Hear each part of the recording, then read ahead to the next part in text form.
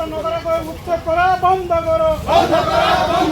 বিকল্প ব্যৱস্থা নকৰাকৈ উচ্ছেদ কৰা বন্ধ কৰক। দখলীকৃত মাটিৰ পাত্ৰ দিয়াৰ ব্যৱস্থা কৰক।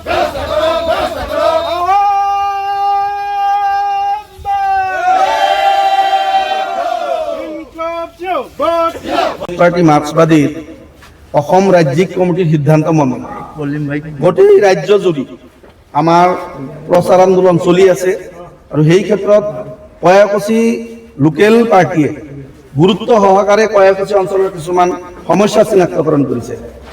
এই মূল সমস্যাকেইটা হৈছে যে পাকাবাদবাড়ি ব্লক এলাকাত যথেষ্ট সংখ্যক বৃদ্ধ মানুষ আছে। সরকার আইন করেছে কিন্তু আমি দেখিছো 95% বৃদ্ধ মানুহে এতিয়ালৈকে বৃদ্ধ পেঞ্চন পোৱা নাই। তাৰ লগে লগে আমি লক্ষ্য কৰিছো অসম চৰকাৰে মাত্ৰ 250 টকাহে বৃদ্ধসকলক দিয়ে বৃদ্ধ পেঞ্চন হিচাপে। আমি দাবী উত্থাপন কৰিছো এই বৃদ্ধ পেঞ্চন কমেও মাহেকত 6000 টকাকৈ বৃদ্ধি কৰিব লাগে। আমি লক্ষ্য কৰিছো অৰুণোদয় আঁচনি চৰকাৰে কৰিছে, অলপ অলপ কৰি বৃদ্ধি কৰি আছে, কিন্তু এই অৰুণোদয় আঁচনিত যথেষ্ট সংখ্যক গৰিব মানুষ বাদ পৰি আছে, গৰিব মহিলা বাদ পৰি আছে। আনকি বিধবা মহিলা অত্যন্ত বেমাৰত ভুগি থকা মানুহ এই অৰুণোদয় আঁচনিৰ পৰা বাদ পৰি আছে আৰু ইয়াতে স্বজন তোষণ আৰু দুৰ্নীতি সংঘটিত হৈছে।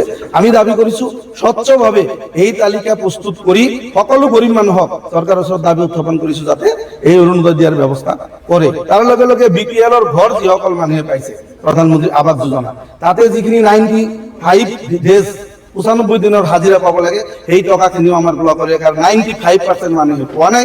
2-4 জনে যদি প্ৰথম কিস্তি পাইছে বা দ্বিতীয় কিস্তি পাইছে, বাকী টকাখিনি পোৱা নাই। সেই টকাখিনি অতি শীঘ্ৰে মোকলাই দিব লাগে।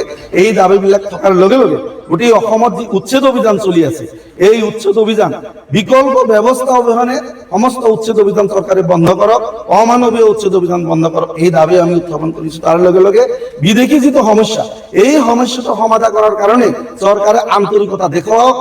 এনআৰসি যেটো সুপ্ৰিম কোৰ্টেৰ তত্ত্বাবধানত প্ৰকাশ পাইছে সেইসকলক পৰিচয় পত্ৰ দিয়াৰ ব্যবস্থা কৰক। যিসকল বাদ পৰি আছে তেওঁলোকক কাগজ পাতি পৰীক্ষা কৰি আইন মতে তেওঁলোকৰ নাম অন্তৰ্ভুক্ত সেইসকলৰ নাম অন্তৰ্ভুক্ত কৰাৰ ব্যৱস্থা কৰক। ডি ভোটৰ ব্যৱস্থা তুলি দিয়ক। এই কথাখিনিৰ লগে লগে এতিয়া যি চলি আছে আমাৰ লজ্জাজনক পৰিস্থিতি অসমত যে মুখ্যমন্ত্ৰীৰ পৰিয়াল সহ কেইজনমান মন্ত্ৰী বিষয়া আমোলা বা এমএলএ বিলাকৰ সম্পত্তিৰ পাহাৰ কৰিছে। আমি দাবী উত্থাপন কৰিছো যে মন্ত্ৰীবিলাকৰ এই সম্পত্তিৰ পাহাৰ সম্পৰ্ক দুৰ্নীতি সম্পৰ্ক হাইকোৰ্টৰ জাষ্টিছৰ জৰিয়তে তদন্ত কৰাৰ ব্যৱস্থা কৰক আৰু তেওঁলোকক শাস্তি দিয়াৰ ব্যৱস্থা কৰক। এই মৌলিক দাবীবিলাকক লৈ আমি আজি এই আন্দোলন সংগঠিত কৰিছো। যদি চৰকাৰে আমাৰ দাবী পূৰণ নকৰে অহা দিনত বৃহত্তৰ আন্দোলন কৰাৰ কাৰণে আমি প্ৰস্তুতি চলাম। আমি আমার মাননীয় বিডিও মহোদয়ক যেহেতু ব্লকত কিছুমান কাম কাজ আছে, মাননীয় বিডিও মহোদয়ক এখন স্মাৰকপত্ৰ দিছো, মাননীয় জিলা উপায়ুক্ত মহোদয়ক সেই একে দাবী সম্বলিত এখন স্মাৰকপত্ৰ দিছো আৰু ৰাজ্যিক চৰকাৰৰ যি দায়িত্ব সেই দায়িত্ব পালন কৰাৰ ক্ষেত্ৰত যাতে অসম চৰকাৰে উদ্যোগ লয় তাৰ কাৰণে বিডিও মহোদয়ৰ জৰিয়তে অসম চৰকাৰকো এখন আমি স্মাৰকপত্ৰ প্ৰদান কৰিছো।